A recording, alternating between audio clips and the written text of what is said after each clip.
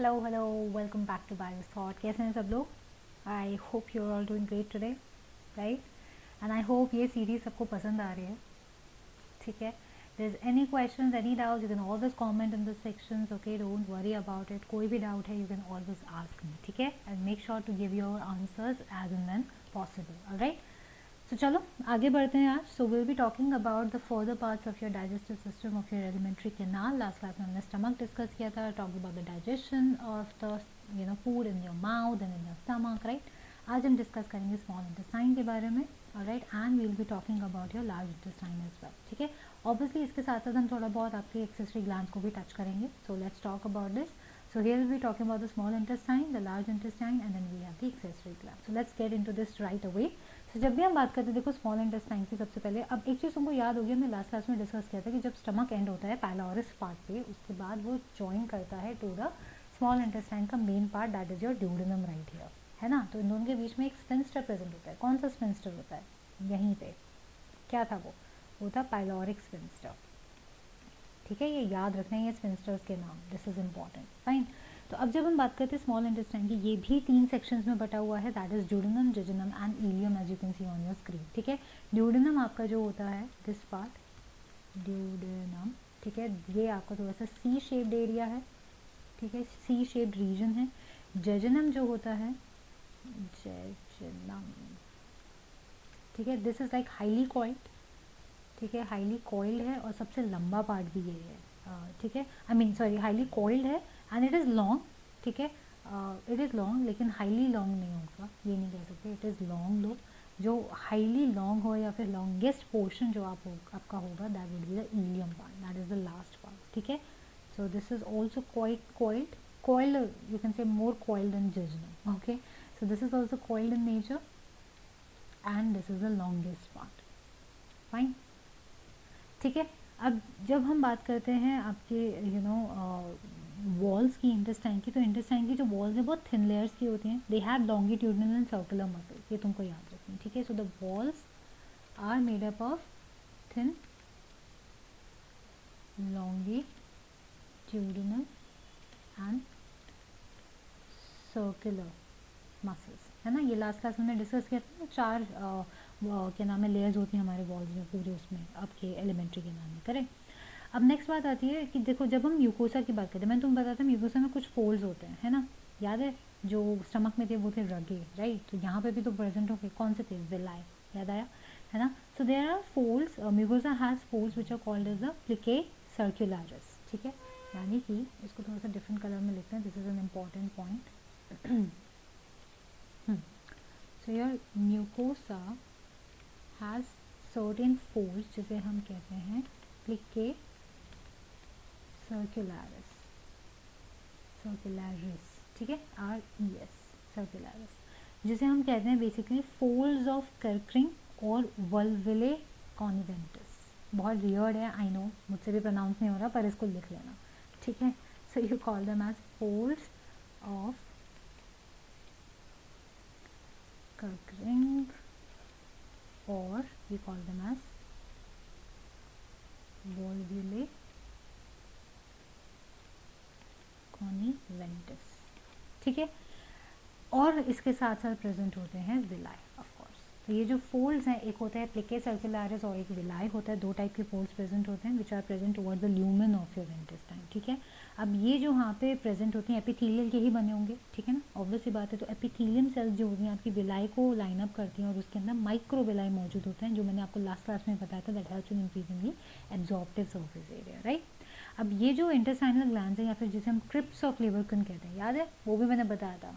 ये था ना कि ये था तुम्हारा विलाई, राइट. और इसके जो बेसेस होते थे, ये जो बेस होते थे, these were called as the crypts of Lieberkuhn, है ना. These were called as the crypts. ये जो क्रिप्स ऑफ लेबरकन है, इसी को आप इंटेस्टाइनल ग्लैंड कहते हो. ठीक है, जिनमें एपिथेलियल सेल्स मौजूद होते हैं जो कि म्यूकस सिक्रीट करते हैं. ओके, सो इसको ऐसे लिख लो दैट योर इंटेस्टाइनल ग्लैंड्स क्या करते हैं, they secrete a few things. ठीक है, पहले ये सिक्रीट करेंगे एपिथेलियल सेल्स, और they have epithelial cells whose job is to secrete mucus. ठीक है, उसके बाद इसके अलावा प्रेजेंट होते हैं कुछ पेनिथ सेल्स. पेनेथ सेल्स, PANETH, ठीक है, पेनेथ सेल्स, इनका काम क्या होता है, they secrete digestive enzymes, digestive enzymes, ठीक है। इसके बाद जो तीसरी चीज़ मौजूद होती है वो होते हैं अर्जेंटिव sales, so we have something called as angiotensin cells, ठीक है। ये क्या सिक्रीट करते हैं, they secrete hormones, right, so their job like most probably they secretes the hormones, ये काम है इनका, ओके। तो ये सारे तो हमारे पास एपिथेलियल सेल्स हो गए जो म्यूकस सिक्रीट करते हैं, पेनेथ सेल्स हैं जो डाइजेस्टिव एंजाइम सिक्रीट करते हैं, एंड अर्जेंटेफिन सेल्स होते हैं जो कि मोस्ट प्रोबेबली हार्मोन सिक्रीट करेंगे, ठीक है। अब ड्यूडेनम में ना एक चीज़ बहुत इंपॉर्टेंट प्रेजेंट होती है कि in duodenum you find a very important gland जिसे हम कहते हैं burners gland, we call this as the burners gland, Brunner's gland, sorry, burners नहीं, ब्रूनर्स,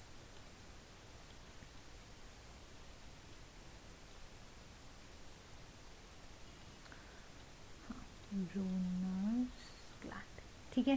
तो ये जो ब्रूनर्स ग्लैंड होता है ना, यही तुम याद करो, मैंने लास्ट क्लास में बताया था कि देयर आर सर्टेन ग्लैंड्स जो आपको स्टमक में भी that helps in releasing mucus and bicarbonates, right.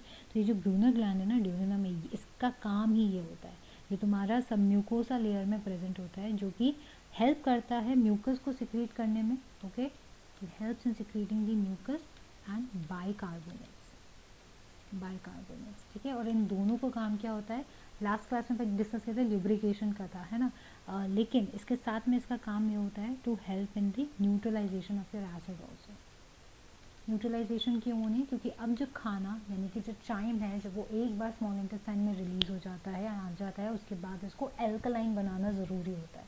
तो इसको एल्कलाइन करने के लिए जो आपके क्या नाम है एक्सेसरी ग्लैंड में लिवर होता है, वो बनाता है बाइल जूस जो कि एल्कलाइन करता है, साथ के साथ ये म्यूकस और बाइकार्बोनेट्स होते हैं, even that helps in the same process, ठीक है। इसके अलावा यू विल फाइंड कि स्मॉल इंटेस्टाइन में कुछ ऐसे पैचेस होते हैं, लिम्फॉइड टिश्यूज जिसे हम कहते हैं, ठीक है। So you find some diffused patches of lymphoid tissues, कहाँ पे, स्मॉल इंटेस्टाइन में ये आपको देखने को मिलता है, and these are actually present in more aggregated form in your ileum. तो इलियम में इसे हम कहते हैं पेयर्स पैच, ठीक है। तो यानी कि यूजुअली ऐसे डिफ्यूज पैचेस मिलते हैं, जगह जगह पे ऐसे पैच से देखने को मिलेंगे, ठीक है ना, कुछ कुछ ऐसे पैचेस हो गए यहाँ या फिर यहाँ, कुछ इस तरीके से होते हैं। और इलियम के अंदर अगर तुम देखोगे तो बहुत ही ज़्यादा कंजेस्टेड पैचेस होंगे, मतलब कई सारे एग्रीगेटेड फॉर्म में कई सारे पैचेस यहाँ पे तुमको दिख जाएंगे, जिसे हम पेयर्स पैच कहते हैं, ठीक है। तो ये काम है भाई तुम्हारे, मतलब ये कुछ इस तरीके से तुम्हारा स्मॉल इंटेस्टाइन दिखता है, ठीक है। अब हम जब डिस्कस करेंगे तो अब हम बात करेंगे रिगार्डिंग द फैक्ट कि इसके अंदर की जो डाइजेशन हो रही है, अब वो डाइजेशन हो कैसे रही है, फाइन। तो देखो बहुत सारे आपके मूवमेंट्स जनरेट होते हैं मस्कुलरिस लेयर में, जो स्मॉल इंटेस्टाइन होती है उसकी जो मस्कुलरिस लेयर होती है वो कई सारे मूवमेंट जनरेट करती है, ठीक है। और ये मूवमेंट हेल्प करते हैं in the mixing of your food with the juices that are being secreted in your small intestine, ठीक है। तो यहाँ पे कौन कौन से जूसेस एक्चुअली आ रहे हैं, so we have the bile juice, we have the pancreatic juice, okay, and of course you have the own intestinal juices. तो इतने सारे जूस यहाँ पे सिक्रेट होते हैं और ये सब मिक्स हो रहे हैं फूड के साथ, because they are releasing some different types of enzymes as well which are helping in the process, okay. और यहाँ पे जो पेंक्रियाटिक और बाइल जूस आता है ये एक्चुअली रिलीज होता है through the hepato pancreatic duct, hepato pancreatic duct discuss करेंगे अभी, डोंट वरी अबाउट दैट। तो पेंक्रियाटिक जो जूस होता है इसके अंदर क्या क्या मौजूद होता है, ठीक है। तो अब इसके अंदर देख लेते हैं, इसके अंदर मौजूद होते हैं तुम्हारे कुछ important enzymes which is we have the trypsinogen, trypsinogen, ठीक है, ट्रिप्सिनोजन हो गया, कीमोट्रिप्सिनोजन हो गया,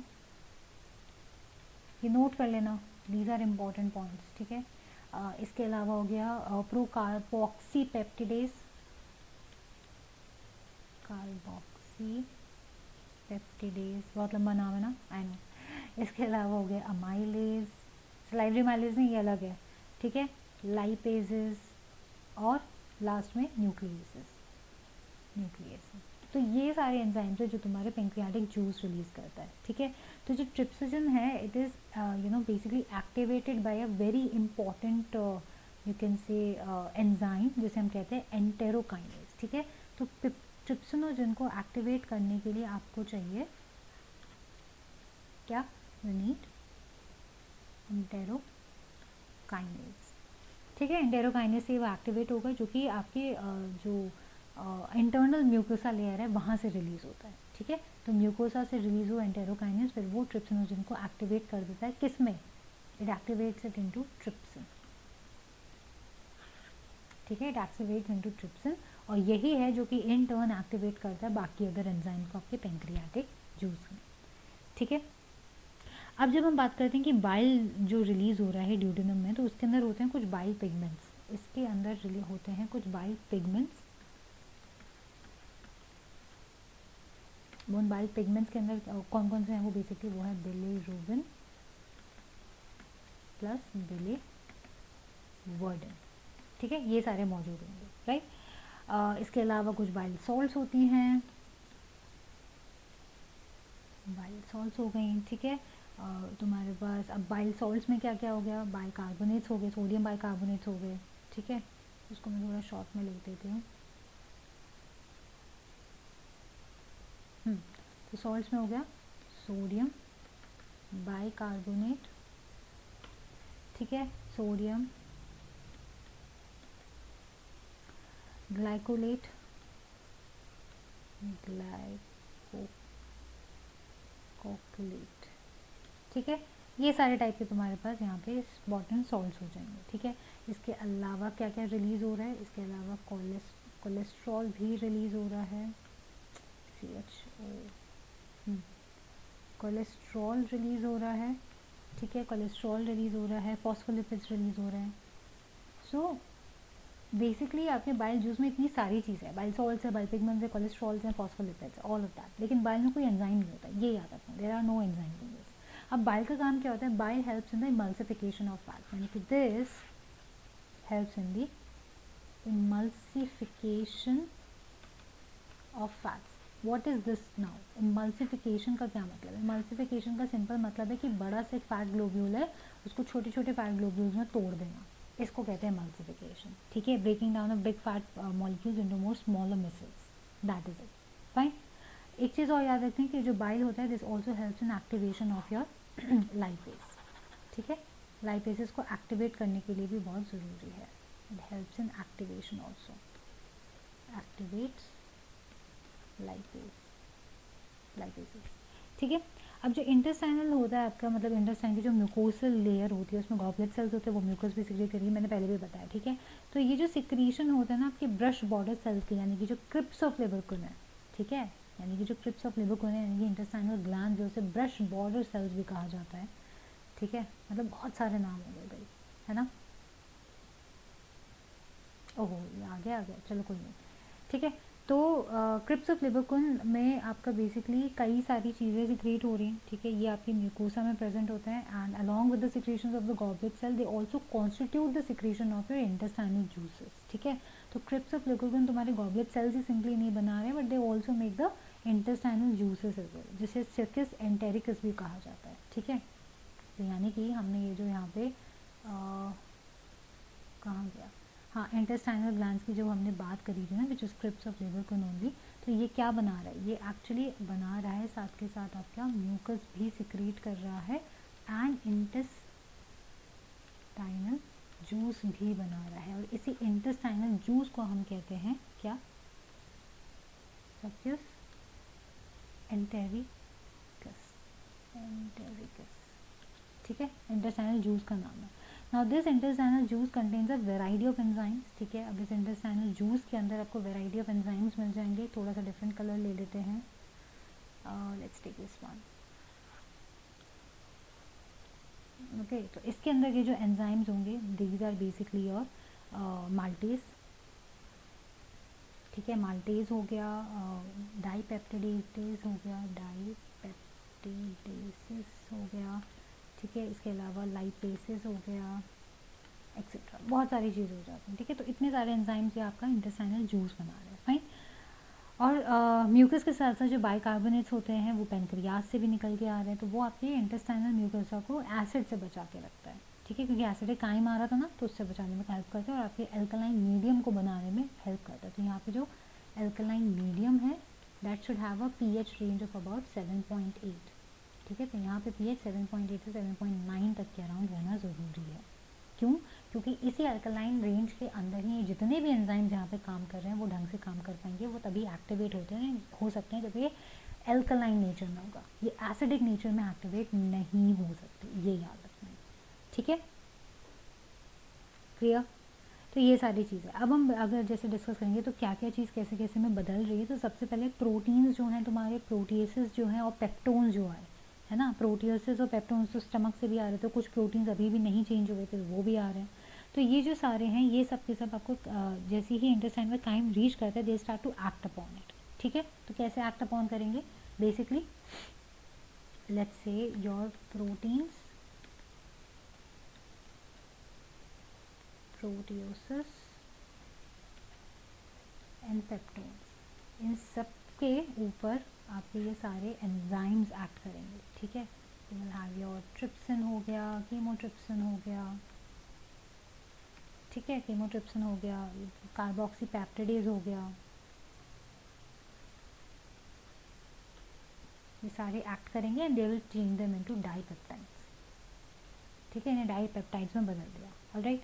अब यहाँ पे क्या होगा, जो कीमोट्रिप्सिन है ये भी एक मिल्क कोगुलेटिंग एंजाइम कहा जाता है और ये हाइड्रोलाइज कर सकता है सीजन को। एक बड़ी इंटरेस्टिंग बात है कार्बोपेप्टिडेज के लिए, जो कि आप यहाँ पे मेंशन या फिर लिख सकते हो, कार्बोऑक्सीपेप्टिडेज, ठीक है, this is a milk coagulating enzyme जो कि क्या कर सकता है, it can hydrolyse casein. Casein is another, what should I say, it's another enzyme, ठीक है। तो इसको वो चेंज कर सकता है, हाइड्रोलाइज कर सकता है इनटू पैराकैसिनेट, ठीक है, इनटू व्हाट, इनटू पैराकैसिनेट,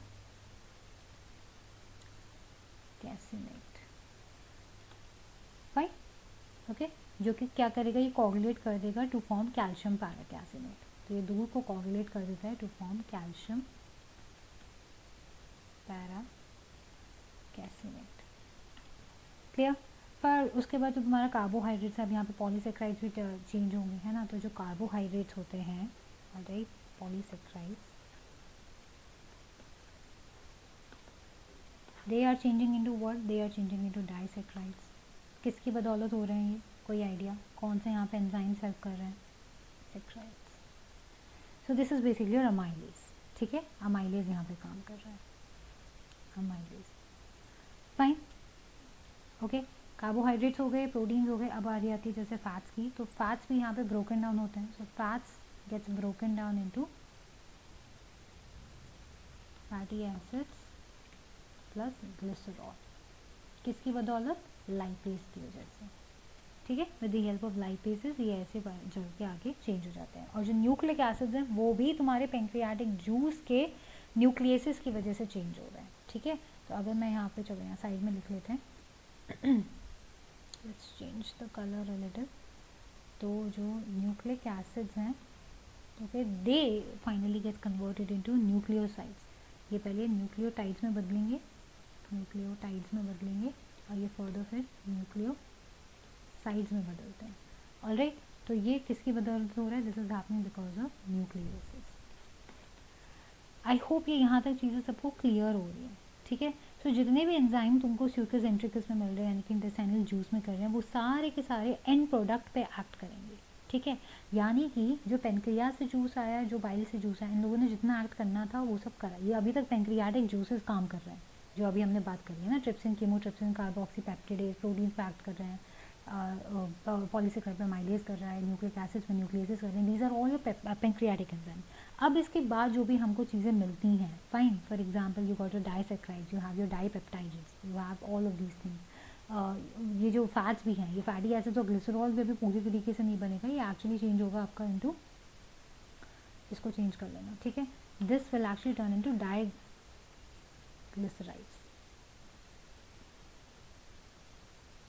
ठीक है, यहाँ पे हाँ ये बन जाएगा डाई ग्लिसराइड्स में, दिस चेंज इनटू डाइग्लिसराइड्स। अब और फिर उसके बाद ये बन जाएगा मोनोग्लिसराइड्स में। तो अभी भी इनको फर्दर ब्रोकन डाउन करना है, यानी कि डाईपेप्टाइड्स हैं, डाइसेक्राइड्स हैं, मोनोग्लिसराइड्स हो गए, है ना, तो इनको फाइनल फॉर्म में चेंज करना है। तब अब यहाँ पे जो तुम्हारे इंटेस्टाइनल जूस के एंजाइम्स हैं, they will act upon that to make them more absorbable forms, ठीक है। तो ये कैसे चेंज होगा, do we have any space here, हाँ we have a space here. तो यहाँ पे अब फाइनल चेंजेस जो होंगे where your intestinal juice will act, intestinal juices will act, ठीक है। So what are they gonna do, सबसे पहले अब जैसे आपके डाईपेप्टाइड हैं, ठीक है, they will turn into amino acids, यही होता है ना फाइनल फॉर्म, ठीक है। किसकी बताओ तो डाईपेप्टाइडेसिस की बताओ, डाईपेप्टाइडेसिस, ठीक है। माल्टोज आ गया तो ऑब्वियसली माल्टोज किसमें बदलेगा, ग्लूकोज में, है ना, 2 ग्लूकोज के फॉर्म्स में बदल जाएगा, यानी कि 2 ग्लूकोज में टूटेगा ये। तो this is because of maltase, correct. फिर आता है लैक्टोज, तो लैक्टोज पे क्या काम करेगा, ऑफ कोर्स लैक्टेज काम करेगा, लैक्टेज, ठीक है। तो ये किस में बदल जाएगा, ये बदल जाएगा ग्लूकोज और गैलेक्टोज में, फाइन। फिर आता है सुक्रोज, सुक्रोज भी चेंज होता है किसकी बदौलत, सुक्रेज की बदौलत, into glucose and fructose, into glucose and fructose, fine. और जो न्यूक्लियोटाइड्स थे वो तुमको पता ही है, न्यूक्लियोटाइड्स हमारे न्यूक्लियोसाइड्स में बदलते हैं, न्यूक्लियोसाइड्स से वो बदलते हैं शुगर्स और बेसिस में with the help of nucleosidases, fine. और जो डाई और मोनोग्लाइसिक्रेट्स थे, यानी कि डाई एंड मोनोग्लिसराइड्स थे, ये बदल जाते हैं फैटी एसिड्स एंड ग्लिसरॉल में। यहाँ पे भी लाइपेजेस ही काम आते हैं, ठीक है, lipases helps in that process, clear. तो ये सारी चीज़ें हैं बेसिकली, ये सारी यू कैन से एंजाइम्स के काम हैं, okay, and how the different juices and the different enzymes are acting on the process, okay. अब चलो यहाँ पे बढ़ते हैं तुम्हारा लार्ज इंटेस्टाइन की तरफ। तो लार्ज इंटेस्टाइन, अब again this is the final organ you would say that is present, ठीक है। और अब ये जो फाइनल ऑर्गन होता है, इसका काम क्या है, इसका काम है भाई कि जितना भी अब चीज़ बची हुई है, यानी कि जो भी कुछ अब यू नो सारी चीज़ें तो आपकी एब्जॉर्ब हो गई, यहाँ से जो ब्रेक डाउन होनी थी वो सारी चीज़ों की ब्रेक डाउन हो गई, लेकिन अब भी कुछ ऐसा खाना बचा है which can not be further you know degraded anymore, तो अब वो बन जाता है into your you can say अनडाइजेस्टेबल form में, ठीक है। ये फर्दर डाइजेस्ट नहीं हो पा रहा, तो अनडाइजेस्टेबल फॉर्म में, तो this undigested form is created in the large intestine, जहाँ पे सिर्फ पानी and certain electrolytes एब्जॉर्ब होते हैं, इसके अलावा कुछ भी एब्जॉर्ब नहीं होता। तो ये जो लार्ज इंटेस्टाइन है ये 3 भाग में, ठीक है, it has caecum, it has colon and then it has rectum. तो जो सीकम है सॉरी, ये आपका एक बड़ा सा एक ब्लाइंड सेक पार्ट है यहाँ का, ठीक है, and it has some very important micro organisms जिसे हम कहते हैं इकोलाई, ठीक है। तो यहाँ पे तुमको इकोलाई कई सारे मिल जाएंगे, हाँ ये हमारी बॉडी में इकोलाई रह रहे हैं, ठीक है, जो कि सिक्रीट करता है क्या, it secretes a wide range of vitamin B you know molecules, यानी कि विटामिन B6 सिक्रीट करने में हेल्प करता है, B12 सिक्रीट करता है और विटामिन K भी सिक्रीट करता है, इंटरेस्टिंग राइट। और इसी के अंदर कुछ फिंगर लाइक ट्यूबुलर प्रोजेक्शन होता है जिसे हम वेस्टिजियल ऑर्गन कहते हैं, ठीक है। अपेंडिक्स भी इसके एंड पे है, यही आपका वेस्टिजियल ऑर्गन है बेसिकली, वेस्टिजियल मतलब ये किसी काम का नहीं, okay. Now this caecum opens into colon, अब ये सीकम यहाँ से ओपन होता है कोलन में, तो कोलन फर्दर 3 पार्ट में डिवाइडेड है, एक हो गया असेंडिंग कोलन, ये हो गया ट्रांसवर्स कोलन और ये हो गया डिसेंडिंग कोलन, ठीक है। तो ये जो असेंडिंग कोलन है, ऑलराइट, यहाँ से आपका ऊपर जाएगा फूड, ओके, और basically unrequired part and it moves towards the transfer and transfer से जाता है डिसेंडिंग पार्ट में, ठीक है। याद रखना है ascending colon is the smallest part, okay, and उसके बाद आपका जो है लंबा है वो ट्रांसफर्स है, उसके बाद है आपका डिसेंडिंग कोलन, फाइन। फिर जब हम रेक्टम की बात करते हैं तो रेक्टम की तरफ आपको देखने को मिलेंगे that even here you would see that this is the last part of your alimentary canal and ये आपका स्टोरेज पार्ट होता है। ये रेक्टम जो है this is nothing but the storage part, ठीक है। यहाँ पे हो रहा है स्टोरेज किस चीज़ का, faecal matter get stored over here and this opens up into anus, alright. तो अब तुम देख पा रहे होगे कि यहाँ पे जैसे टीनिया कोलाई भी मौजूद होता है, तो मतलब you have a lot of different kind of you know E. coli and stuff that are being present over here. Fine. अब ये जो वॉल ऑफ कोलन होती है इसके पास प्रेजेंट होता है हॉस्ट्रा, ये देख पा रहे हो ना, यहाँ पे लिखा हुआ है हॉस्ट्रम, ठीक है। तो जो कोलन की वॉल है, this is the basically nothing but the wall of colon, ठीक है, जिसका काम क्या है, is to help in absorption of water, this absorbs H2O, okay, it helps in absorption of water. और यही कोलन है, देखा जाए तो बेसिकली 3 लेयर्स का बना है, लॉन्गिट्यूडनल मसल्स के बना है, alright. It has bands of longitudinal muscles जिसे हम कहते हैं टेनिया कोलाई, ठीक है। ये जो टेनिया कोलाई यहाँ की हम कह रही हूँ, this is basically nothing but just the walls of it, ठीक है। इट्स नॉट एन ऑर्गेनिज्म, वो उससे मत लेकर जाना। ई कोलाई और taenia coli is a different thing, taenia coli is a muscle, ठीक है। E coli are your micro organisms that are present, fine. तो ये सारी चीज़ें तुम्हारी मौजूद हैं, these are nothing but the longitudinal muscles, these are longitudinal muscles, ठीक है, ये सारी चीज़ें हैं, ऑलराइट। अब यहाँ तक आती है बात हमारे large intestine. Now finally let's move to the accessory glands. तो भाई 3 तरीके के एक्सेसरी ग्लैंड्स या फिर डाइजेस्टिव ग्लैंड्स हैं। एक तो हम ऑलरेडी डिस्कस कर चुके हैं which is the salivary gland, ठीक है। दूसरा है लिवर, तीसरा है पेंक्रियास। और जब हम लिवर की बात करते हैं तो इसके साथ में हम बात करते हैं गॉल ब्लैडर की भी, ठीक है। अब देखो भाई, liver is like the largest organ that we have in our body, ये याद रखना है, लार्जेस्ट ग्लैंड है एक्चुअली, लार्जेस्ट एक्सोक्राइन ग्लैंड है I should say, that is your liver, ठीक है। अब ये लिवर तुम्हारा 1.2 से 1.5 kg के अराउंड होगा, ठीक है। This is like the largest exocrine gland, okay, it weighs about 1.2 to 1.5 kg, ठीक है। and basically it has like 2 lobes, ठीक है, इसके 2 lobes होते हैं, लेफ्ट एंड राइट lobes होते हैं, ठीक है, ये है। अब यहाँ पे ना एक चीज़ याद रखनी कि इसके जो लोब्स हैं, देखो जब भी हम लिवर की बात करते हैं तो उसको हेपैटिक बोला जाता है, लिवर मीन्स हेपैटिक, राइट। तो ये जो हेपैटिक लोब्स होते हैं, these consist of hepatic cells, जिसे आप हेपेटोसाइट्स कहते हो, ठीक है। Hepatocytes are basically the hepatic cells जो कि अरेंज होते हैं in the form of cords, लंबे लंबे कॉर्ड्स के फॉर्म में अरेंज होते हैं, ठीक है। और हर एक लोब्यूल होता है जो कि कवर होता है थिन कनेक्टिव टिश्यू से, जिसे हम कहते हैं Glisson's capsule. So these are covered with a thin tissue, जैसे हम कहते हैं कि ग्लिसन्स कैप्सूल्स, ठीक है। यही जो ग्लिसन कैप्सूल है, it's a very important feature of the mammalian liver, this is a very important feature of mammalian liver जो आपको पता होना चाहिए, ठीक है।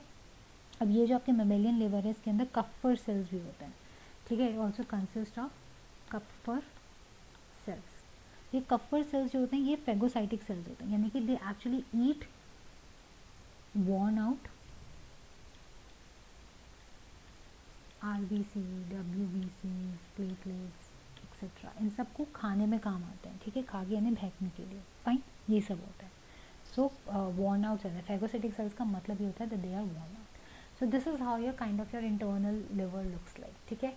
राइट लोब एरिया, ठीक है, गॉल ब्लैडर यहाँ पे अटैच्ड है, फाइन। उसके बाद एक बहुत ही इंपॉर्टेंट हेपेटिक वेन होती है, हेपेटिक वेन वो होती है जो कि आपका जो लिवर में से आपका डीऑक्सीजनेटेड ब्लड जाता है वो ले जाने में काम आती है, ठीक है। हेपेटिक आर्टरी है जो कि ऑक्सीजनेटेड ब्लड लिवर के अंदर ले जाने में काम करती है, ओके। और जो हेपेटिक पोर्टल वेन है ये बेसिकली दोनों आपके यूजुअल से दोनों आपकी लोब से जितना कलेक्ट हो रहा है after that purification of the blood that comes in, ठीक है।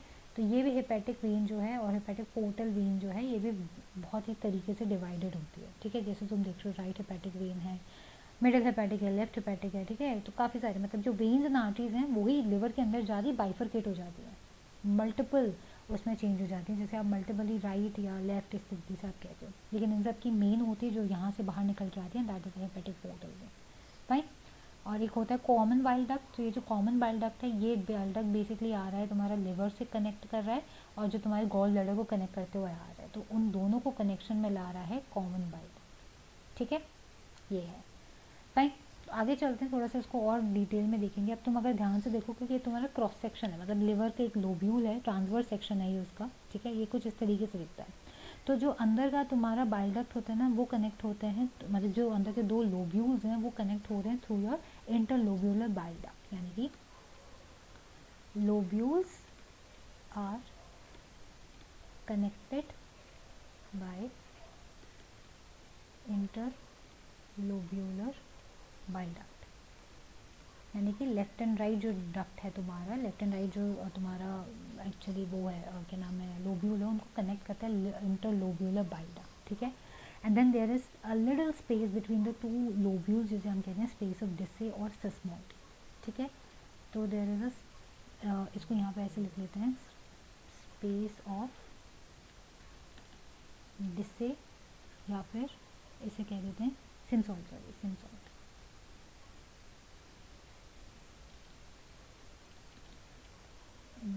सिमसॉइड, इसको दोबारा लिख सकते.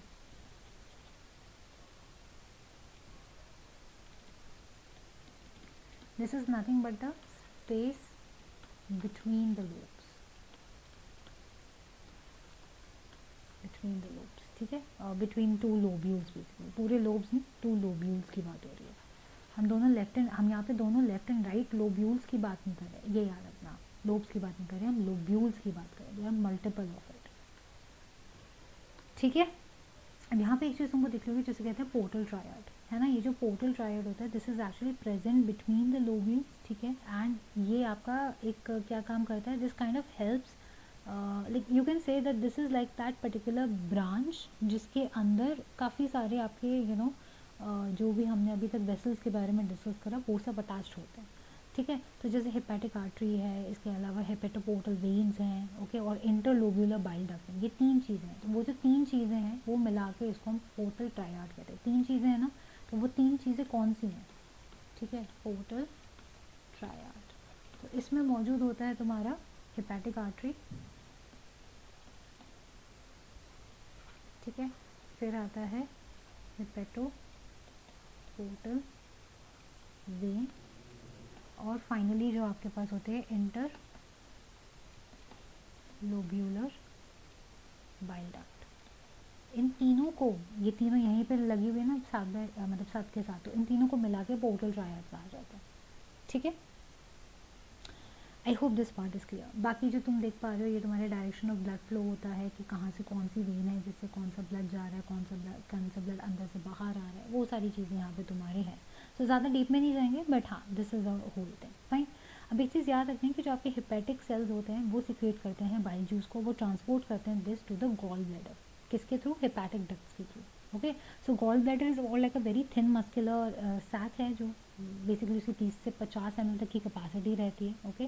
और इसके अंदर तुम्हारा बाइल स्टोर होता है, कॉन्सेंट्रेट होता है. गॉल ब्लैडर अपने आप से कुछ नहीं बनाता, बट इसको स्टोर करने में हेल्प करता है, ठीक है. और जब कभी भी इंटेस्टाइन को ज़रूरत हो तो यहीं से वो चीज़ आगे की तरफ जाती है. So there are ducts of gall bladder, जिसे हम सिस्टिक डक्ट कहते हैं, along with the hepatic duct जो लिवर से आती है, और इसी को आप कॉमन बाइल डक्ट कहते हैं, ठीक है. तो इसको देखो, ये जो तुम्हारा गॉल ब्लैडर है, या हम सब का बेसिकली, ठीक है, this gall bladder actually has a capacity of 30 to 50 ml only, and this helps in the storage of bile, ठीक है. तो ये जो गॉल ब्लैडर है इसकी अपनी एक डक्ट होती है जिसे सिस्टिक डक्ट कहते हैं, और जो लिवर से एक डक्ट आ रही है, ठीक है, जिसे हम कहते हैं हेपेटिक डक्ट, राइट.